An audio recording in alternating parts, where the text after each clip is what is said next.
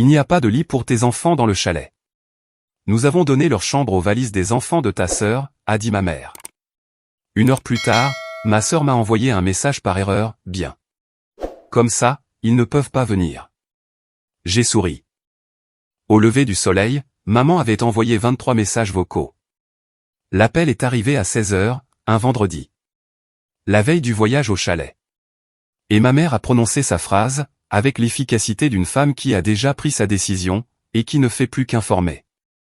Il n'y a pas de lit pour tes enfants dans le chalet, Shep. Nous avons donné leur chambre aux valises des enfants de ta sœur. Les beaux-parents de Darla viennent cette année, et nous avons besoin d'espace. Tes garçons peuvent venir passer la journée de samedi, mais pour dormir, c'est complet. Les couchages n'étaient pas complets. Le chalet avait 5 chambres. 5. Je le savais, parce que c'est moi qui l'avais réservé. Je l'avais choisi, précisément pour les 5 chambres indiquées sur l'annonce de location. Une pour Donna et Corwin. Une pour Darla et son mari. Une pour les beaux-parents Fanton. Une pour les 3 enfants de Darla. Et une pour mes 2 garçons, Callen et Rollo. 5 chambres, 5 groupes. Chaque personne avait sa place. Et maintenant, la 5e chambre, celle que j'avais attribuée à mes fils lors de la réservation, était réattribuée à des valises. Des valises. Ma mère avait remplacé mes enfants par des bagages. Maman, j'ai réservé ce chalet avec 5 chambres, spécialement pour que tout le monde ait de la place. Il y a 5 chambres. Callen et Rollo ont une chambre. Les enfants de Darla ont besoin d'une chambre pour dormir, et d'une chambre pour leurs affaires. Les Fantons sont très pointilleux sur l'apparence de la maison à leur arrivée. Tes garçons peuvent faire la route samedi matin, et rentrer samedi soir. Ce n'est qu'à 1 heure de route. C'est 1h12 pour chaque trajet. Tu veux que je fasse faire à mon fils de 11 ans, et à celui de 7 ans, 2h24 de route aller-retour? Juste pour qu'ils puissent passer une journée dans un chalet que j'ai réservé et payé? Pendant que les valises des enfants de Darla dorment dans la chambre que j'ai réservée pour mes fils? Ce n'est pas une question de ce que tu as payé. C'est une question de ce qui est pratique. J'ai payé 4 800 € pour ce chalet, maman. C'est ça, la réalité pratique. Le téléphone est devenu silencieux. Le silence d'une femme à qui l'on vient de rappeler un fait, qu'elle avait classé dans le dossier géré, et qu'elle doit maintenant recatégoriser sous l'étiquette inconvénient. Donna n'aime pas les faits inconvenants. Donna aime les arrangements. Et l'arrangement qu'elle avait pris, n'incluait pas le fait que le chalet avait été réservé, par le fils dont elle venait d'exclure les enfants. J'ai raccroché. Je n'ai pas argumenté. Je n'ai pas négocié. Un géomètre ne discute pas avec une limite de propriété. Un géomètre lit les coordonnées, marque la limite, et s'en va. La limite avait été marquée. Les coordonnées étaient claires. Et la propriété en question, était une réservation de chalet à 4 800 €, avec mon nom sur la confirmation, ma carte Visa sur le dépôt de garantie, et mes enfants laissés à la porte. Le sac de couchage de Callen était près de la porte d'entrée. Bleu marine, conçu pour 0 degré. Il l'avait emballé lui-même, il y a 3 jours, quand je lui avais dit que le voyage au chalet était confirmé. Roulé bien serré, comme je le lui avais appris. Les sangles de compression tirées, et posées près de la porte, avec son sac à dos par-dessus, et sa lampe de poche accrochée à la poche extérieure. Il a 11 ans, et le garçon prépare ses affaires comme un homme qui fait du camping avec son père depuis qu'il sait marcher. Ce qui est le cas. Parce que camper avec papa, c'est ce que Callen et Rollo font, depuis que leur mère est décédée il y a 2 ans. Le camping est devenu la chose qui a remplacé le silence dans la maison. Ce silence qui vit dans la pièce où elle avait l'habitude d'être. Et qui nous suit à chaque événement familial, où quelqu'un regarde les garçons, et voit ce qui manque, au lieu de voir ce qui est là. Le sac de couchage était près de la porte, prêt pour un voyage, qui venait d'être annulé par une grand-mère qui accordait plus de valeur à l'espace pour des valises, qu'à l'espace pour ses petits-fils. 1 heure plus tard, 17h03. Mon téléphone a vibré. Le message était de Darla, ma sœur, 33 ans. Le texte ne m'était pas destiné. Le texte était destiné à quelqu'un dont le nom de contact commence par SH, sur le téléphone de Darla. La saisie semi-automatique avait choisi le Shep au lieu de Shannon. L'erreur typique que font les familles, quand elles complotent. Que le complot nécessite des textos, et que les textos exigent de la précision. Or, la précision n'est pas quelque chose que Darla a jamais appliqué, à la façon dont elle traite mes enfants. Bien. Comme ça, ils ne peuvent pas venir. Maman a géré. Dis au Fanton que le chalet sera seulement pour les adultes et nos enfants. Pas de chaos cette année. Pas de chaos. Mes enfants sont le chaos. Kalen, qui lit dans la voiture, qui aide à porter les courses depuis le coffre, et qui dit oui, monsieur et non, madame. Parce que sa mère le lui a appris avant de mourir, et que cet enseignement est resté, car c'est la dernière chose qu'elle lui a donnée. Rollo, qui a 7 ans, qui est bruyant, qui court, qui tombe, qui se relève et qui court encore. Parce qu'il a 7 ans, et que les enfants de 7 ans courent. Et cette course n'est pas du chaos. Cette course, c'est un garçon avec des jambes, un jardin, et l'énergie qui vient du fait d'être en vie, et d'avoir un corps qui fonctionne. Mes enfants ne sont pas le chaos. Mes enfants sont des garçons qui ont perdu leur mère, et dont la famille voit cette perte comme un déficit, au lieu de la voir comme une blessure. J'ai lu le texto 2 fois. La deuxième lecture, c'était pour les détails. Maman a géré. 3 mots qui confirmaient que l'arrangement n'était pas seulement l'idée de Donna. L'arrangement était une demande de Darla, exécutée par Donna, confirmée par texto à une amie, et livrée accidentellement à la personne qu'il visait à exclure. Pas de chaos cette année. 4 mots, qui me disaient que ce n'était pas la première fois que Darla discutait du retrait de mes enfants des vacances familiales. C'était un schéma. La chambre des valises n'était pas une improvisation. C'était la dernière version d'une stratégie, qui était en place depuis la mort de ma femme. La stratégie étant, les garçons de Shep sont trop lourds à gérer. Shep ne peut pas s'en occuper seul. L'image de la famille exige leur absence. Et cette absence peut être orchestrée à travers une logistique qui semble pratique, et qui s'opère de façon chirurgicale. J'ai souri. Pas le sourire d'un homme qui a été blessé. Le sourire d'un homme, qui vient de recevoir une capture d'écran confirmant ce qu'il soupçonnait. Livré par la personne qui a créé le plan, envoyé à la personne qui n'était pas censée l'avoir. J'ai pris une capture d'écran, je l'ai sauvegardée, et j'ai ouvert l'application de location de chalet sur mon téléphone. Bienvenue sur Susuro de Reddit, où la personne qui réserve le chalet est celle qui décide de qui y dort. Si votre famille a déjà remplacé vos enfants par des valises, et a appelé ça être pratique, abonnez-vous dès maintenant. Parce que la réservation est à mon nom.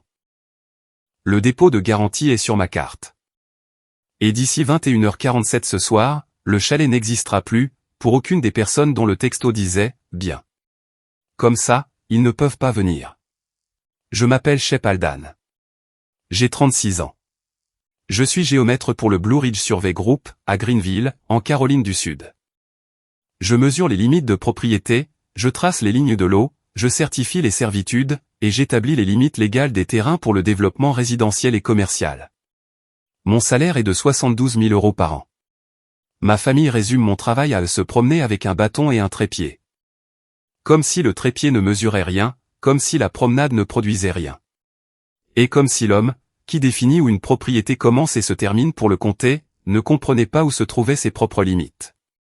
Mon coéquipier est Nova, 44 ans, ancien de l'armée. Il travaille avec moi depuis 7 ans. C'est la personne qui m'a dit, le lendemain du décès de ma femme, Cara, les garçons ont encore besoin du même père qu'ils avaient hier. Le deuil change la maison. Il ne change pas l'homme. Nova est la personne qui m'a aidé à trouver un rythme, après la mort de Cara. Les journées de travail, les sorties d'école, le dîner à 18h, les week-ends au feu de camp. Et la compréhension qu'un père célibataire, avec 2 garçons, un camion de géomètre, et un salaire régulier, n'est pas un foyer brisé. C'est un foyer avec une forme différente, et cette forme tient bon. Quand j'ai parlé du texto à Nova, le vendredi soir, il était assis dans la cabine du camion de géomètre, en train de manger un sandwich. Après une journée de 14 heures, à marquer des lignes de l'eau pour un lotissement, près de l'autoroute 25. Il a lu la capture d'écran. Il a posé le sandwich sur le tableau de bord. Tu as réservé le chalet. Tu as payé la compte. Tu es propriétaire de la réservation. Un homme qui mesure des propriétés pour gagner sa vie, n'a besoin de personne pour lui dire où se trouve la limite. La limite, c'est ta carte de crédit. Retire la carte. La limite bouge. Et la famille se retrouve du mauvais côté. C'est ce que j'ai fait. J'ai retiré la carte. Ce que ma famille ne sait pas, c'est ce que je paie. Le voyage au chalet n'est pas une tradition familiale, financée par la famille. Le voyage au chalet est une réservation, faite par Chep Haldane, facturée sur la carte Visa de Chep Haldane, et confirmée sur l'email de Chep Haldane. La tradition familiale, c'est d'être présent. Le paiement familial, c'est le mien. Cara et moi avons commencé les voyages au chalet il y a 5 ans. Les 2 premières années, nous partagions les frais avec Donna et Corwin. Cara trouvait l'annonce. Cara choisissait le chalet pour ses 5 chambres. Parce que Cara était le genre de femme, qui comptait les personnes avant de compter les chambres, et que les personnes passaient toujours en premier. Après la mort de Cara, la famille a cessé de proposer de partager les frais. Personne n'a dit, Chep, laisse-nous couvrir la moitié cette année. Personne n'a dit, tu fais ça tout seul maintenant, et un seul salaire, ça coûte plus cher. La famille a dit, le même chalet cette année? Et la question supposait la réponse. Et la réponse supposait le paiement. Et le paiement supposait l'homme, qui payait depuis que sa femme était décédée. Et cet homme continuait de payer, parce que le chalet était le dernier voyage que Cara avait planifié. Et que la planification était la sienne, même si le paiement était le mien. Et arrêter le paiement, c'était comme arrêter la dernière chose que Cara avait commencé. 3 années de réservation de chalet en solo. 4 800 € par an. 14 400 € au total, payés par l'homme au bâton et au trépied. Pendant que la famille arrive le vendredi, défait ses valises le vendredi, dîne le vendredi, dort le vendredi, et se réveille le samedi, en croyant que le chalet est apparu par magie, parce que Donna l'avait organisé. Donna organisait la literie. Donna organisait les repas. Donna organisait l'itinéraire. Moi, j'organisais le paiement. La location du SUV. Je réservais le suburban 8 places chaque année, pour le trajet jusqu'aux montagnes. 1200 € par semaine. 3 ans, 3600 €. Parce que le pick-up de Corwin a 4 places, que le monospace de Darla a 6 places, et que la famille a besoin de 8 places au minimum. Et les 8 places viennent de mon compte de location. La précommande des courses. Chaque année, je passe une commande Instacart pour la semaine au chalet. Steak, poulet, fourniture pour le petit déjeuner, collation, café, boisson, bois de chauffage. 680 € par an. 3 ans, 2040 €. Livré au chalet le jour de l'arrivée. Ainsi, le réfrigérateur est plein quand la famille franchit la porte. Et la famille entre et dit, oh, maman a pensé à tout. Parce que le reçu est numérique, que le reçu numérique est sur mon téléphone, et que mon téléphone est dans ma poche. Et que la poche ne se plaint pas. Soutien invisible total pour les vacances, 14 400 € pour le chalet plus, 3, 600 € pour le SUV plus, 2, 040 € pour les courses égale 20 040 €, sur 3 ans. Donné par l'homme qui se promène avec un bâton, à la famille qui dit à ses enfants de faire la route pour une seule journée, et de rentrer le soir même, parce que leur chambre a été donnée à des valises. Je paie également pour les séances de soutien psychologique de Calen et Rollo. 150 € par séance, 2 fois par mois, depuis 2 ans. 7 200 €. Parce que l'assurance couvre 6 séances par an, et que les garçons en ont besoin de 24. L'écart est de 18 séances, à 150 € chacune. Et cet écart a été comblé par le même homme qui comble l'écart pour les chambres, l'écart pour le SUV, l'écart pour la commande de course. Et chaque autre écart que cette famille a besoin de combler, tout en disant à l'homme qui les comble, que ses enfants sont le chaos. Vendredi soir, 21h47. Mon appartement. Les garçons dormaient. Calen dans sa chambre, la porte fermée. L'habitude de fermer la porte, d'un garçon de 11 ans qui a besoin d'intimité, comme les garçons de 11 ans en ont besoin. Non pas parce que quelque chose ne va pas, mais parce que la porte est la frontière entre le garçon et le garçon qui devient un homme. Et que la frontière est nouvelle, et que le garçon s'y exerce. Son sac de couchage était toujours près de la porte d'entrée. Car je ne lui avais pas dit que le voyage était annulé. J'étais rentré à la maison après l'appel de vendredi, j'avais préparé le dîner, lavé la vaisselle, vérifié les devoirs, lu une histoire à Rollo, puis je m'étais assis sur le canapé, et j'avais regardé le sac de couchage pendant 45 minutes. Le tissu bleu marine bien serré, les sangles de compression bouclées, la lampe de poche attachée à la poche extérieure. Le paquet complet d'un garçon qui était prêt pour ce voyage depuis mardi. Et qui ne sait pas que sa grand-mère l'a remplacé par une valise. Le dire à Callen nécessitait de choisir des mots qu'un père ne devrait pas avoir à choisir. Des mots qui expliquent pourquoi une grand-mère accorde plus de valeur à des bagages qu'à ses petits-fils. Des mots qui font que l'explication ressemble à l'échec des adultes et non à celui du garçon. Parce que le garçon n'a rien fait de mal. Et le garçon entendra les mots, et les mots s'installeront dans sa poitrine. De la même façon que le chagrin s'installe dans une poitrine, lourd et profond. À l'endroit où se trouvent les poumons. Et les poumons se serreront. Et le garçon hochera la tête. Et ce hochement de tête sera la façon pour un enfant de 11 ans, d'absorber quelque chose qui ne devrait pas avoir besoin d'être absorbé. Je le lui dirai le lendemain matin. Ce soir, les mots pouvaient attendre. Les annulations, non. Rollo était dans son lit. Avec un sac de couchage vert, déjà déroulé sur le sol. Parce que Rollo aime s'entraîner à dormir dans son sac, la nuit précédant un voyage. La répétition d'un enfant de 7 ans, qui traite le camping comme une performance exigeant de la préparation. Et la préparation, c'est le dérouler, le fermer, et s'allonger sur le sol pendant 10 minutes. Avant de remonter dans son lit, et de s'endormir, avec la certitude que le sac est prêt, et que le voyage est proche. Le sac était sur le sol. Le voyage n'existait plus. Et le petit de 7 ans dormait, avec la confiance d'un garçon, qui ne sait pas que les adultes de sa famille ont décidé que sa présence était un chaos. J'ai ouvert l'application de location de chalet sur mon téléphone. La réservation était à mon nom. Le numéro de confirmation était SPR 2247. La propriété était le Mountain Laurel Lodge. 5 chambres, 3 salles de bain, dans les contreforts des Blue Ridge, à 1h12 de Greenville. J'ai appuyé sur « Annuler la réservation ». L'application a demandé une raison. J'ai tapé « Circonstances familiales ». L'application a confirmé l'annulation et le remboursement. 4 800 € sur la carte Visa se terminant par 3306. L'email de confirmation a été envoyé au contact de réservation, Shep Aldan. Le propriétaire du chalet a reçu une notification indiquant que la propriété était disponible pour une nouvelle réservation. J'ai annulé la location du SUV. 1200 € remboursés. Le Suburban 8 places, qui devait être récupéré samedi matin à 6 h, n'était plus réservé.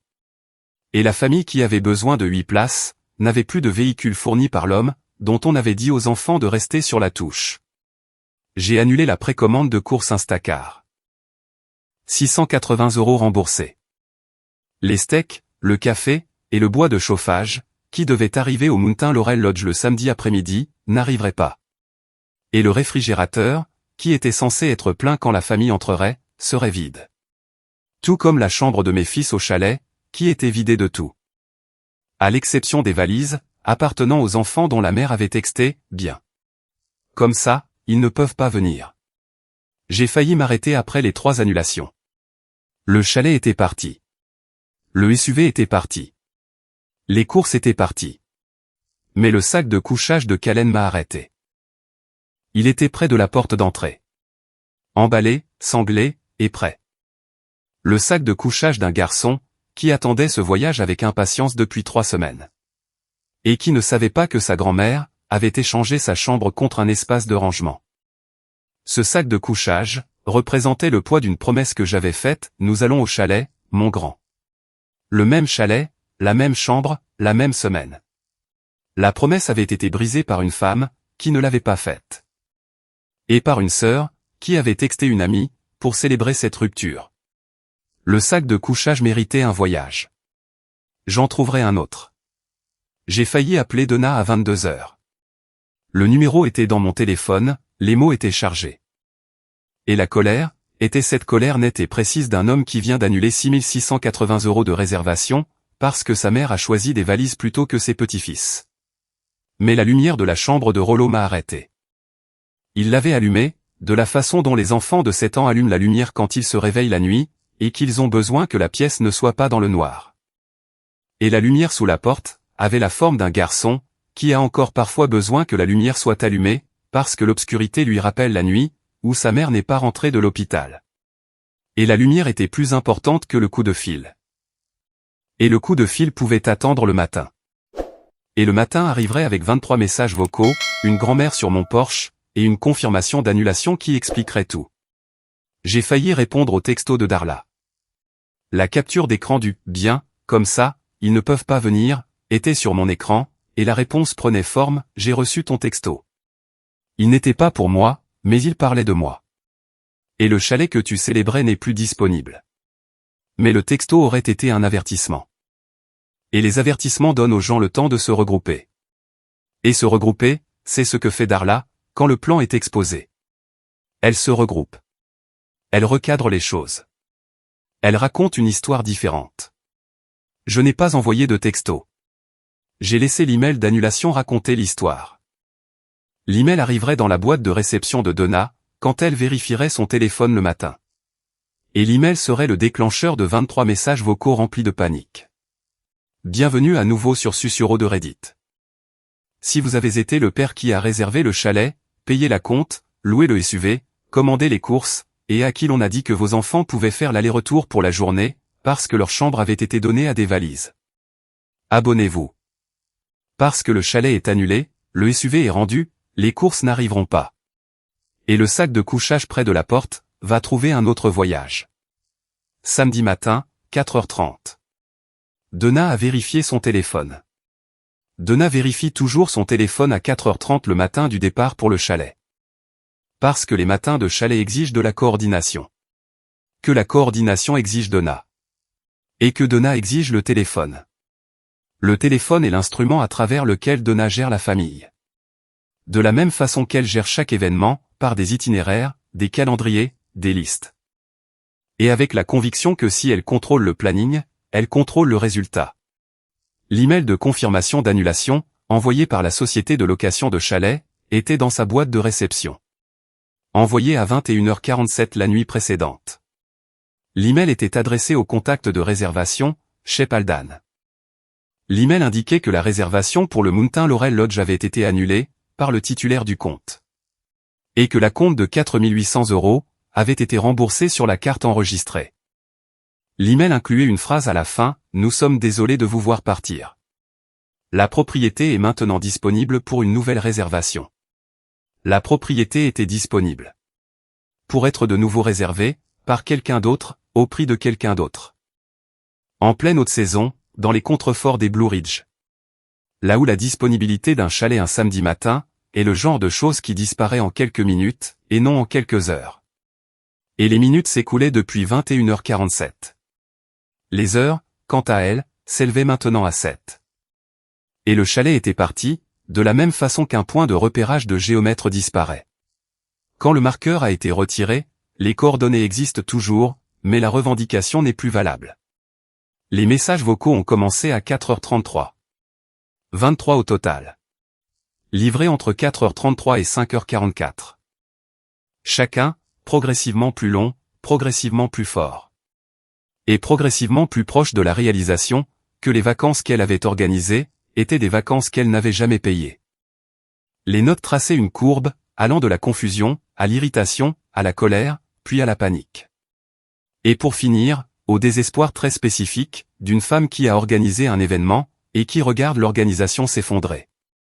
Parce que les fondations sur lesquelles l'organisation avait été bâtie, avaient été retirées, par l'homme qui les avait coulées. Message vocal 1. 17 secondes. Shep, je viens de recevoir un email disant que le chalet est annulé. Appelle-moi. Message vocal 4. 41 secondes. Ce n'est pas drôle. Les fantômes font la route depuis Charleston.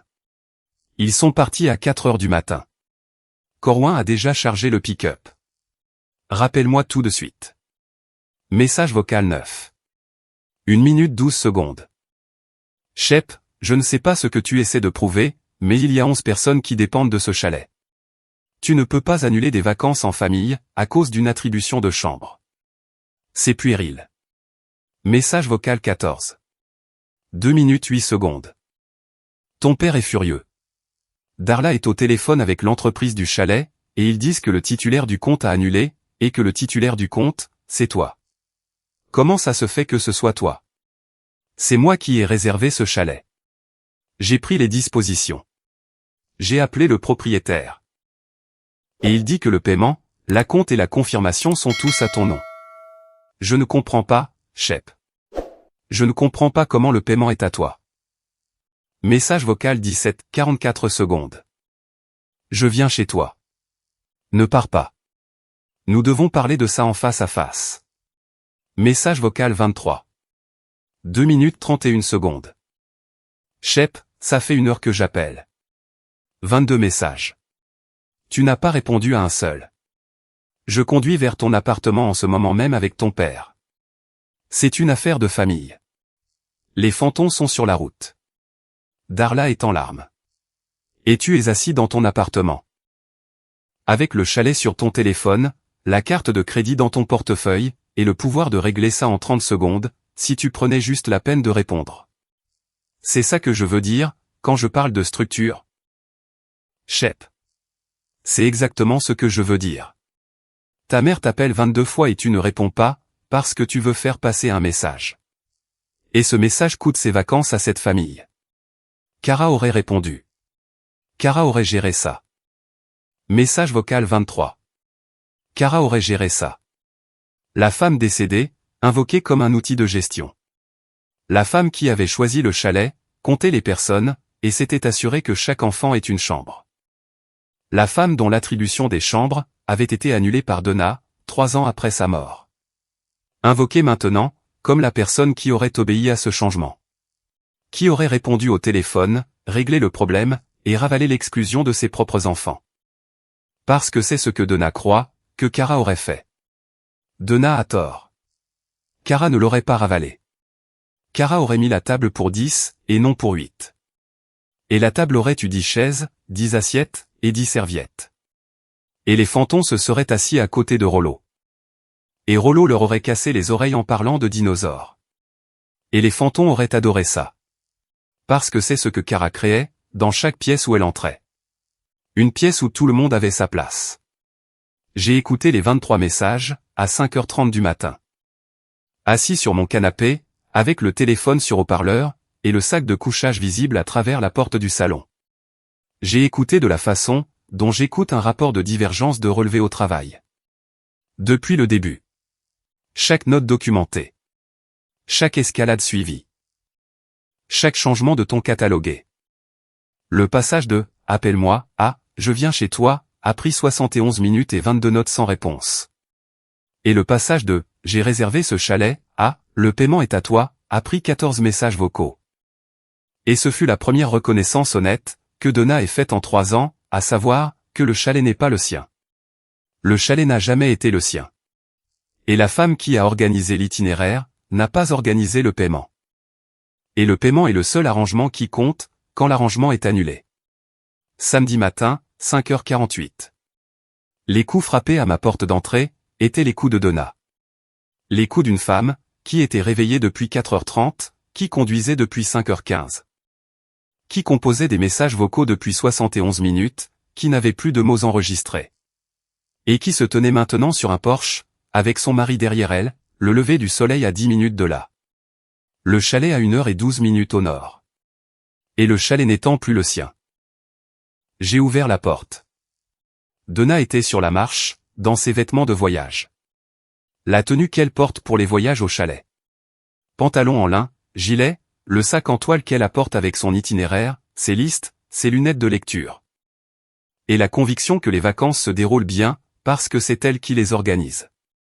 Corwin était derrière elle, les mains dans les poches. Le pick-up en marche sur le parking. Le pick-up qui a 4 places, et qui a besoin du suburban qui n'existe plus. Le sac de couchage était visible à travers l'embrasure de la porte. Le sac de couchage de Calène, bleu marine, emballé, serré, toujours près de la porte d'entrée. Toujours prêt pour un voyage, qui était censé partir dans 12 minutes. Tu as annulé le chalet. J'ai annulé ma réservation. C'est le chalet de la famille. C'est le Mountain Laurel Lodge. Numéro de confirmation SPR 2247. Réservé par Shep Aldan. Payé par la carte Visa de Shep Aldan se terminant par 3306. Confirmé sur l'email de Shep Aldan. Ce n'a jamais été le chalet de la famille, maman. C'était mon chalet, payé par moi, pendant 3 ans. Tu ne peux pas annuler des vacances en famille, parce que tu es contrarié pour une histoire de chambre. Je ne suis pas contrarié pour une chambre. Je suis contrarié pour un texto. J'ai brandi mon téléphone. La capture d'écran remplissait l'écran. Le message de Darla. Bien. Comme ça, ils ne peuvent pas venir. Maman a géré. Dis au Fanton que le chalet sera seulement pour les adultes et nos enfants. Pas de chaos cette année. Les yeux de Donna ont balayé l'écran, de la manière dont les yeux balayent un repère de géomètre, quand le marqueur est à un endroit où le propriétaire ne l'attendait pas lentement. Avec l'incrédulité spécifique, d'une personne qui lit des coordonnées, redéfinissant la propriété qu'elle croyait posséder. Ça ne t'était pas destiné. Le texto ne m'était pas destiné. Le plan ne m'était pas destiné non plus. Mais le plan parlait de moi, et de mes fils. Et le plan a utilisé le mot chaos pour décrire 2 garçons, qui ont perdu leur mère il y a 2 ans. Qui emballent leur propre sac de couchage, et disent oui. Monsieur à table. Et qui n'ont jamais rien cassé dans ce chalet. À part une lampe que Rollo a fait tomber quand il avait 5 ans. Que j'ai payé. Que j'ai remplacé le lendemain matin. Et dont personne ne se souvient, parce que le remplacement a été invisible. Comme chaque contribution que je fais à cette famille est invisible. Corwin a fait un pas en avant. Shep, les Fantons sont déjà sur la route. Ils sont partis de Charleston à 4 heures du matin. Les Fantons conduisent vers un chalet, qui n'a plus de réservation. Les Fantons sont les invités de Darla.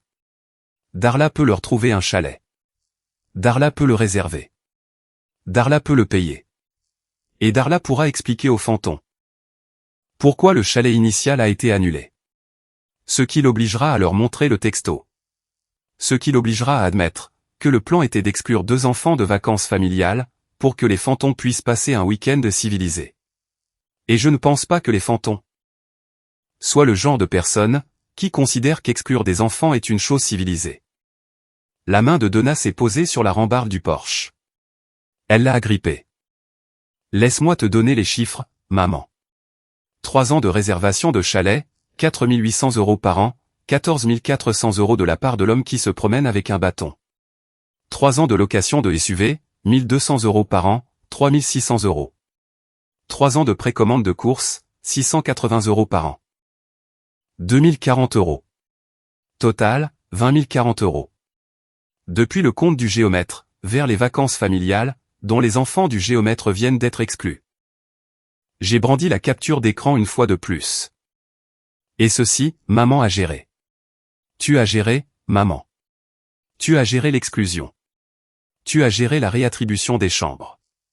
Tu as géré les valises. Et moi, j'ai géré l'annulation.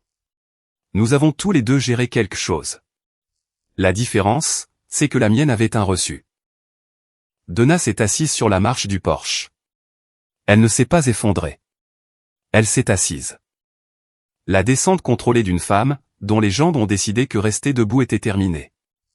Et que la position assise, était celle qui correspondait à l'information qu'elle venait de recevoir, à savoir, que les vacances qu'elle avait organisées, étaient financées par le fils qu'elle avait exclu. Et que le financement avait été retiré. Et que ce retrait prenait la forme de 20 040 €, soustrait à une famille, qui ne les avait jamais vus arriver. Les mains de Corwin sont sorties de ses poches. Il a regardé le sac de couchage à travers l'embrasure de la porte. Il a regardé le sac emballé d'un enfant de 11 ans, qui était censé monter dans un suburban en ce moment même. Le suburban, qui n'existait plus, pour un chalet, qui n'avait plus de réservation, lors d'un voyage, qui n'incluait plus la famille qui l'avait exclu. Shep, ces garçons manquent de structure, depuis que vous avez perdu leur mère. Ils ont cassé une lampe l'année dernière. Ils ont ramené de la boue dans le salon. Les beaux-parents de Darla sont exigeants. Et je refuse que tes 2 gosses courent partout dans la maison comme des animaux. Pendant que les Fantons essaient de passer un week-end civilisé. Ce n'est pas une question de lit. C'est une question de l'image de la famille que nous présentons. C'est Donna qui l'a dit. Depuis la marche du porche, assise, en levant les yeux vers moi.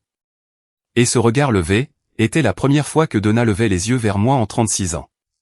Parce que lever les yeux nécessite d'être en dessous. Et être en dessous nécessite d'être assis.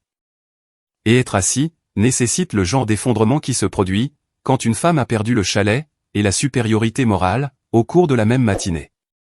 Tu as utilisé la mort de ma femme comme une raison pour exclure mes enfants. Depuis que vous avez perdu leur mère. Mes enfants ont perdu leur mère. Ils n'ont pas perdu leur bonne manière. Ils n'ont pas perdu leur droit de dormir dans un chalet que leur père a payé. Et ils n'ont pas perdu leur place dans cette famille. Juste parce que Darla veut impressionner des gens qui possèdent des chevaux.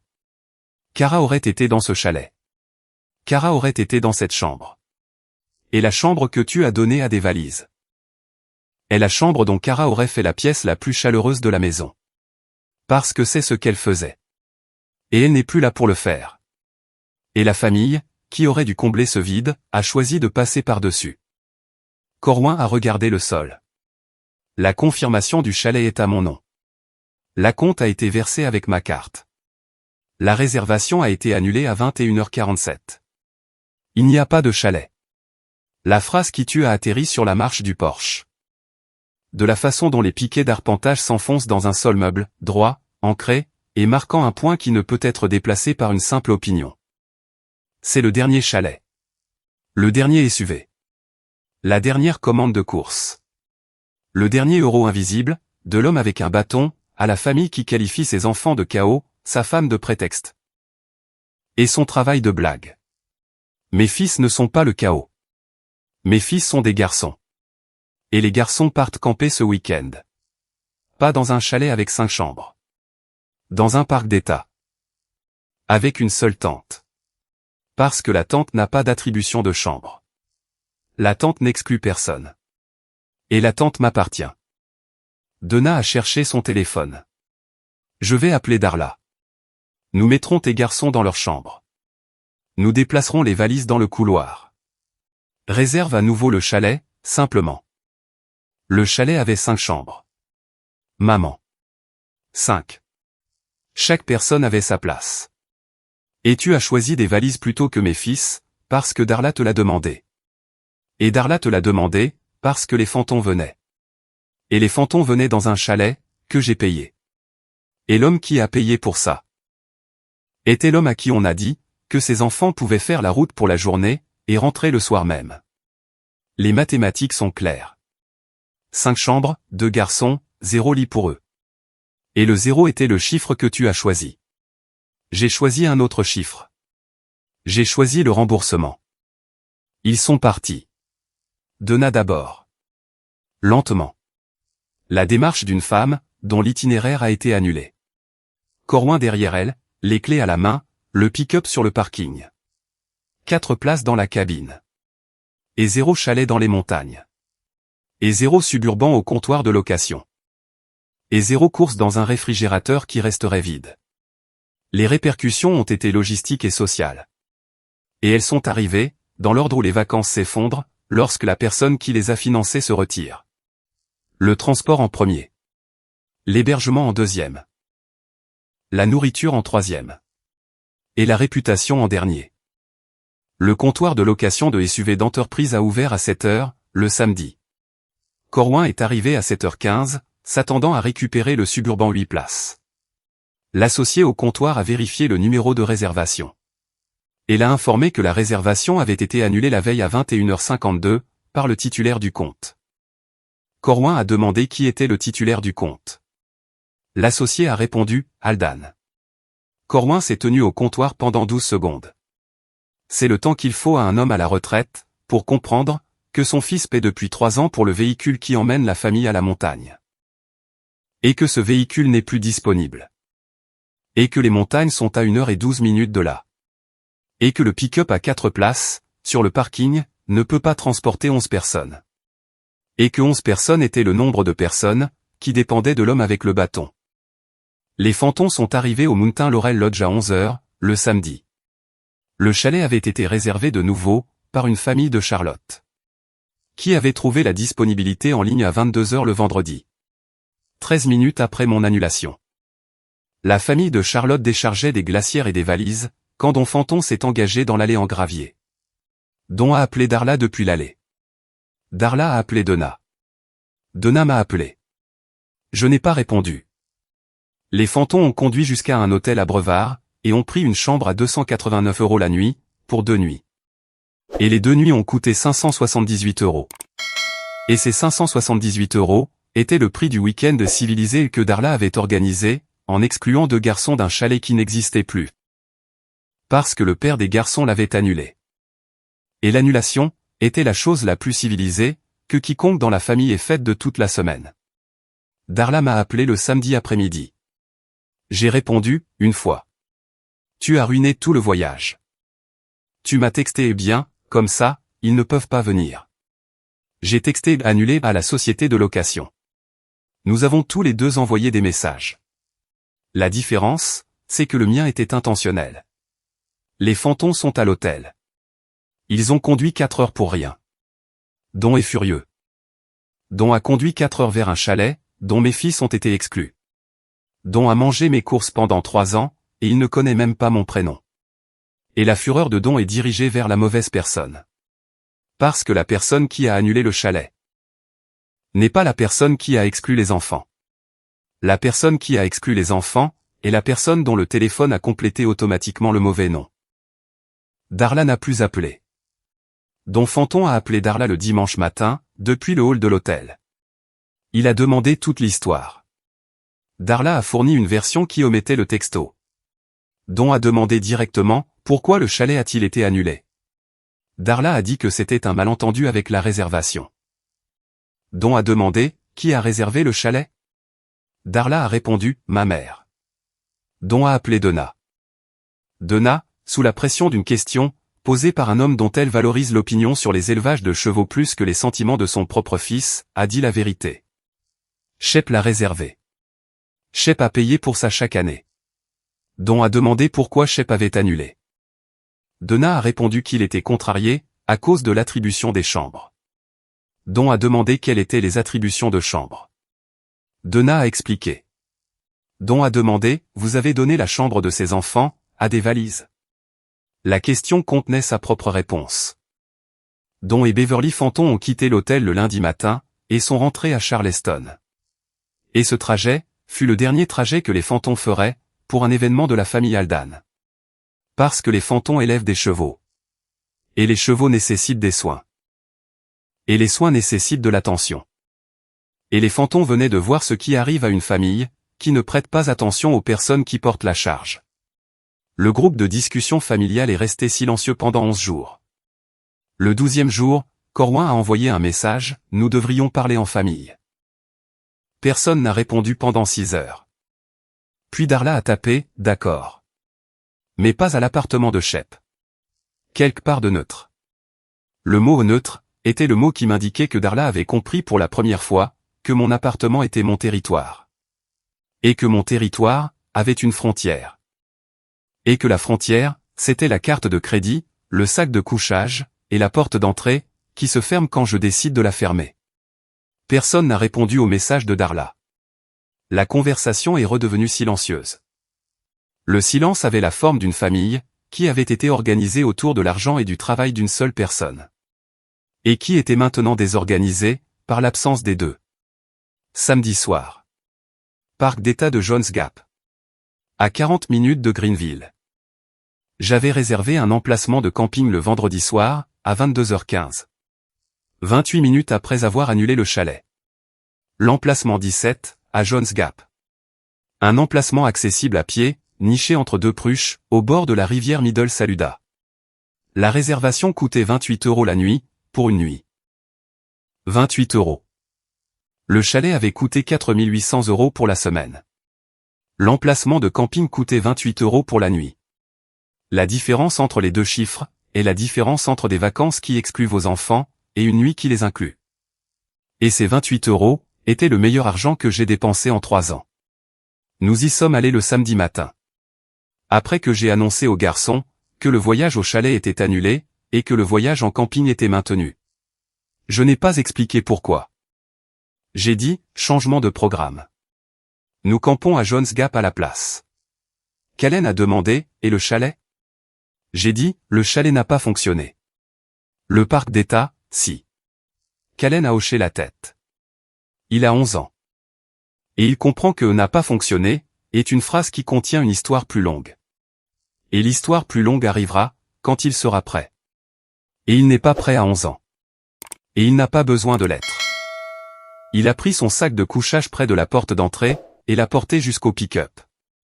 Le sac qui avait été préparé pour un chalet, était maintenant préparé pour une tente. Et le garçon qui le portait, se fichait de la différence. Parce que le garçon se souciait du voyage, pas du bâtiment. Et le voyage avait lieu. Rollo a porté son sac vert, son oreiller, et un dinosaure en peluche nommé Gérald.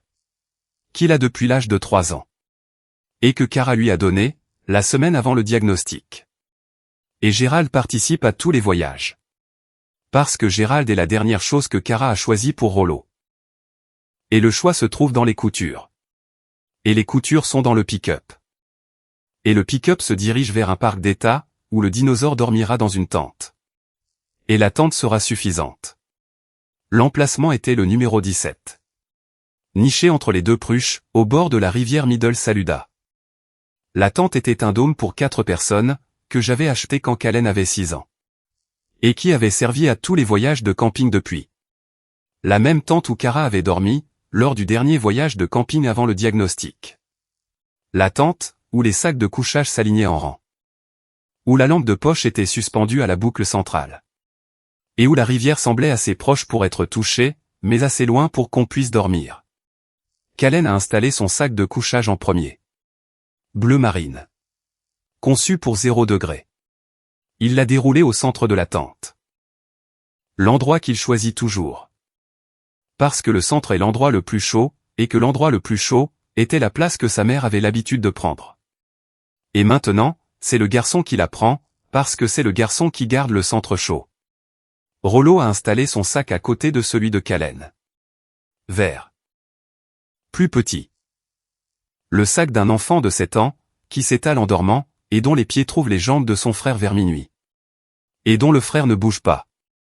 Parce que le frère a 11 ans, et qu'il comprend que les pieds, sont la façon pour un enfant de 7 ans, de dire « je suis là dans le noir ». J'ai installé mon sac sur le côté extérieur. Le sac qui est toujours à l'extérieur. Le sac d'un père, qui dort entre ses fils et la paroi de la tente. Parce que la paroi est la frontière. Que le père est le gardien de la frontière.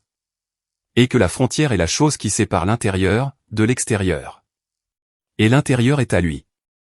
Le feu brûlait. Des hot dogs sur des bâtons.